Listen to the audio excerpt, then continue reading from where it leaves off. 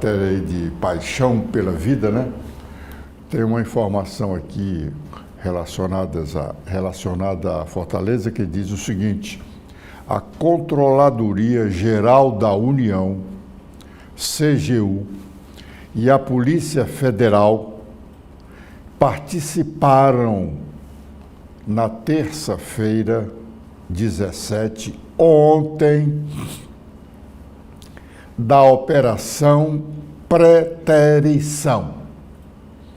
Operação Preterição, uma operação da Controladoria Geral da União e da Polícia Federal que investiga crimes em licitação relacionados à prestação de serviços de capacitação de educadoras sociais para prevenção do suicídio e da automutilação em comunidades de baixa renda no município de Fortaleza, na prefeitura da capital cearense. Ontem, essa operação, chamada de preterição, da Controladoria Geral da União e da Polícia Federal, investigando crimes em licitação relacionadas à prestação de serviços de capacitação de educadores sociais para prevenção do suicídio e da automutilação em comunidades de baixa renda do município de Fortaleza. Não é uma boa notícia para a administração municipal da capital cearense. Nós já havíamos dito há alguns dias que o prefeito Evandro Leitão deveria estar bem atento com relação a algumas situações não regulares que estavam acontecendo. Ele já teve que cancelar a licitação, porque um vereador denunciou que essa licitação estava viciada. Agora nós temos essa operação da Polícia Federal com a Controladoria Geral da União. Os trabalhos tiveram início por conta de um esquema em processo licitatório realizado por organização da sociedade civil para a execução de termo de fomento firmado com a União por meio do Ministério das Mulheres. Diligências de órgãos parceiros na investigação confirmaram as denúncias e identificaram também indícios de montagem da documentação referente à prestação de contas do recurso público. Essa batida, como se diz na gíria policial, não é coisa boa para nenhuma administração, sobretudo uma administração que ainda está iniciando, porque nós estamos há 6 meses do início do governo municipal e já fomos sabedores de algumas situações não muito republicanas.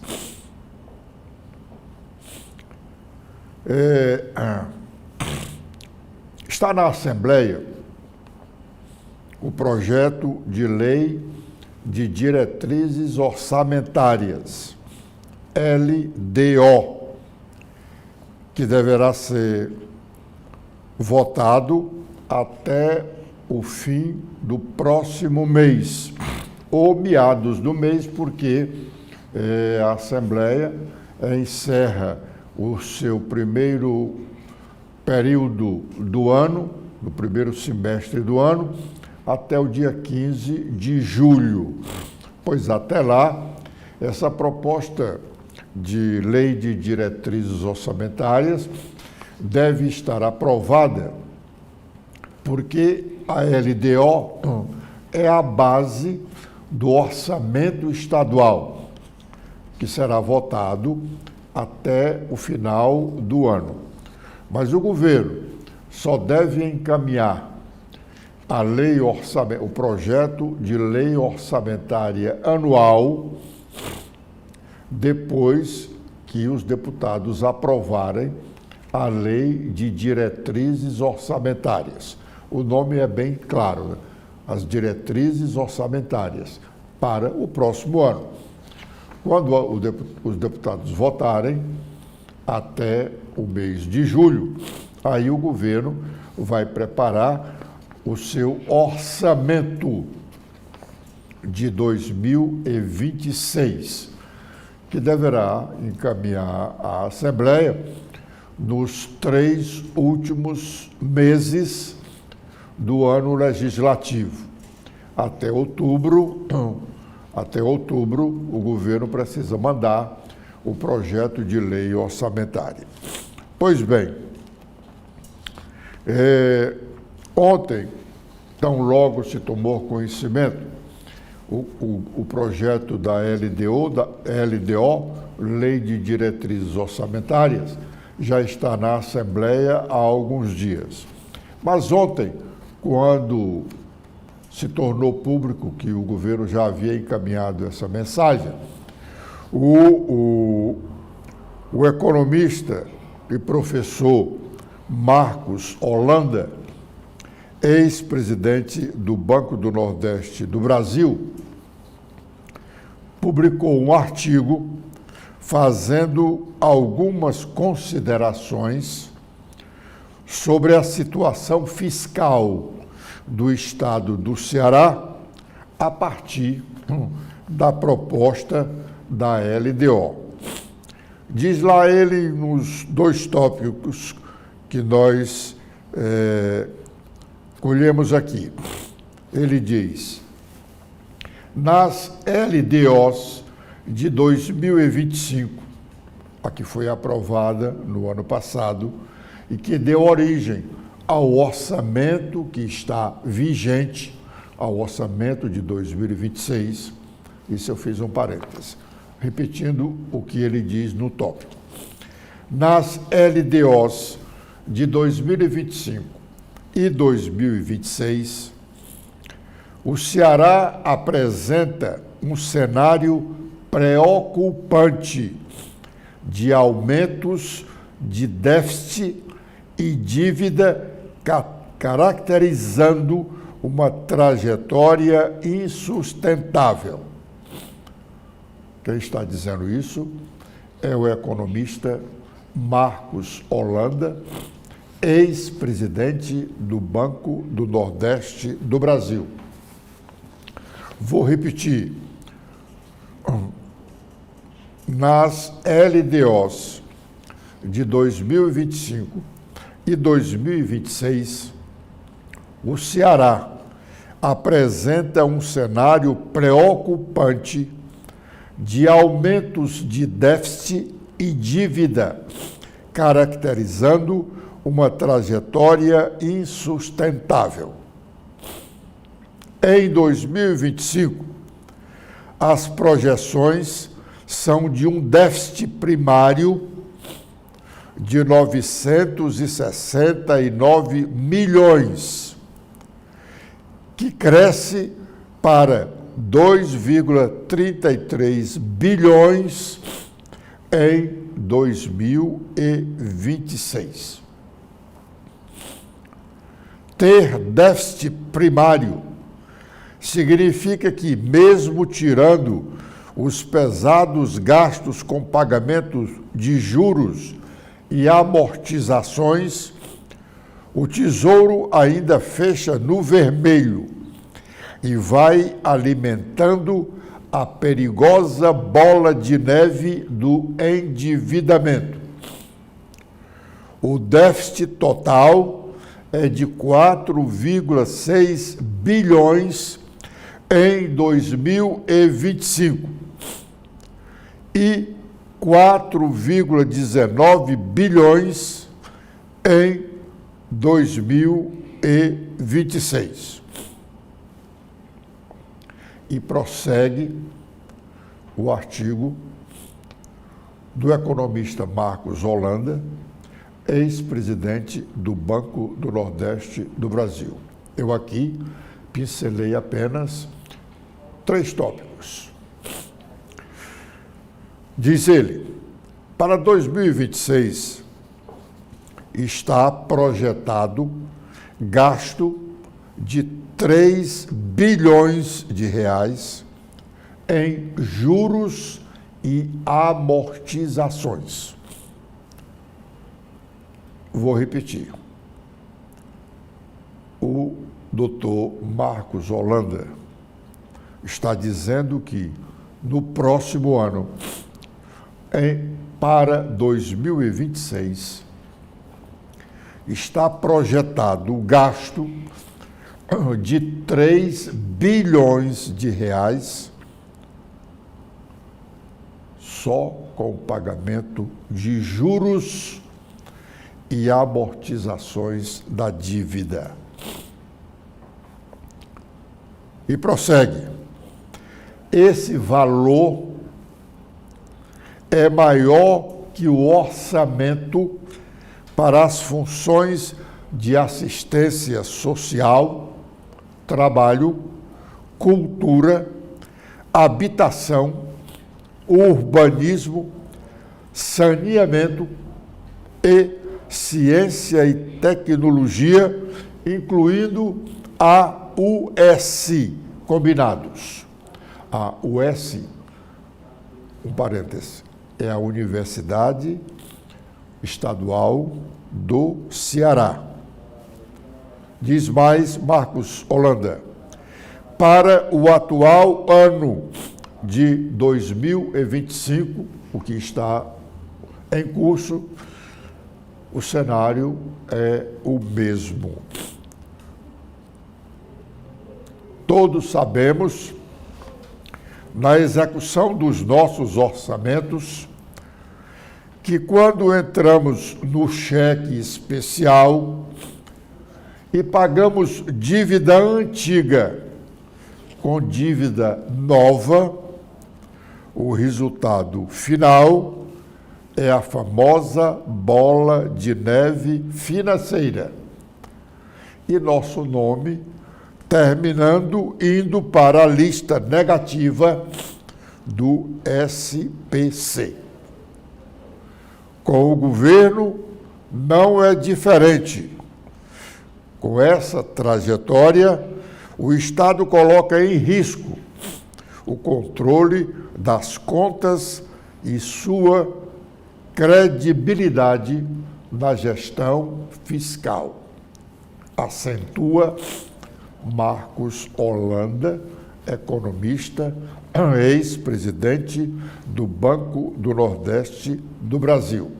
Finalmente, diz ele, a dívida passa de 19,8 bilhões em 2023 para 23,9 bilhões em 2026.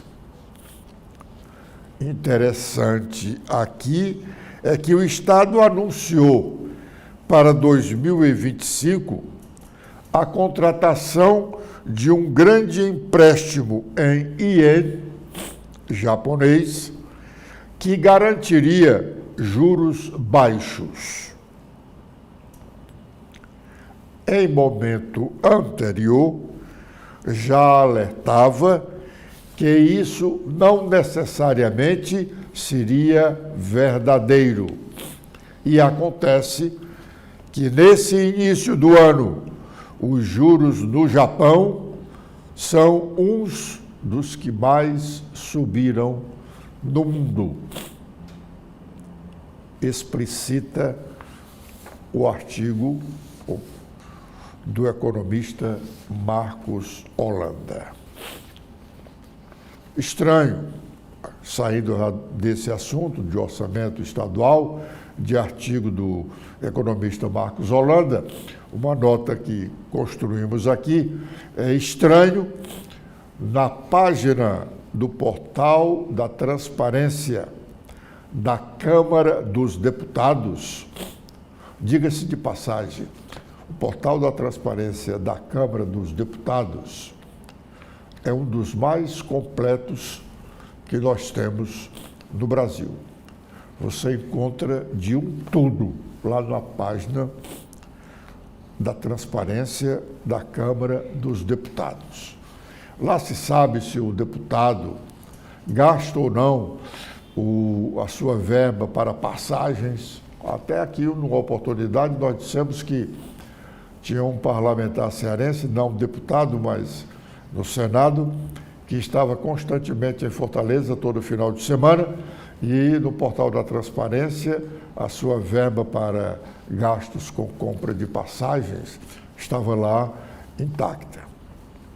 Pois bem, estranho, na página do portal da transparência da Câmara dos Deputados, na parte referente ao deputado federal cearense Júnior Mano, na página dele, diferentemente da página dos demais deputados, na página do deputado Júnior Mano, não consta agora nenhuma emenda parlamentar dele para este ano de 2025. Em todos os outros 21 deputados federais cearenses, você encontra lá os valores das emendas parlamentares que eles destinaram ao estado do Ceará, embora nenhuma delas, as de 2025, tenham sido pagas até aqui. O deputado, no ano passado, 2024, o ano das eleições municipais, quando o deputado e seus aliados bradavam que ele estava trabalhando em mais de 50 municípios cearenses. Pois bem, no ano passado, o deputado Júnior Mano conseguiu a liberação de todas as suas emendas para as prefeituras cearenses do seu interesse. Foram quase 400 milhões de reais liberados para as prefeituras. E por conta desses 400 milhões liberados, o deputado hoje responde a um inquérito feito pela Polícia Federal, que, segundo dizem, já foi encaminhado à Procuradoria-Geral da República, onde ele é acusado de desvio de recursos de parte dos valores dessas emendas e da aplicação de alguns outros valores na compra de votos para a eleição de prefeitos e vereadores nesses quase 50 municípios cearenses. Esse inquérito policial foi aberto de ordem do Supremo Tribunal Federal, após a Polícia Federal, investigando compra de votos na área do município de Canidé, constatou que o dinheiro da compra de votos por lá e outros municípios, esse dinheiro estava saindo de emendas parlamentares do deputado Júnior Mano. Como o deputado tem o foro de prerrogativa de função, foro privilegiado, a Polícia Federal até omitiu o nome dele na investigação lá da compra de votos, mas comunicou à Justiça Eleitoral de que havia encontrado esse indício de envolvimento do deputado federal Júnior Mano, e a Justiça Eleitoral do Ceará comunicou o fato ao Supremo Tribunal Federal, e o ministro Gilmar Mendes tornou-se o relator dessa matéria e autorizou a abertura de um inquérito próprio para investigar o deputado federal Júnior Mano. Se ainda vai aparecer alguma emenda do deputado Júnior Mano para este ano, para algumas prefeituras do Ceará, não se sabe. Pode ainda aparecer. Mas o estranho é que até agora, no mês de junho, o 6º mês do ano, todos os deputados do Ceará já destinaram as suas emendas e o deputado Júnior Mano não tem nem um registro de emenda parlamentar para este ano. Será que é o caso de se dizer gato escaldado de água fria tem medo? Dizendo isso, fazendo essa indagação, nós nos despedimos deste primeiro bloco de notícias da manhã aqui na TV da Transparência, convidando-os a seguirem conosco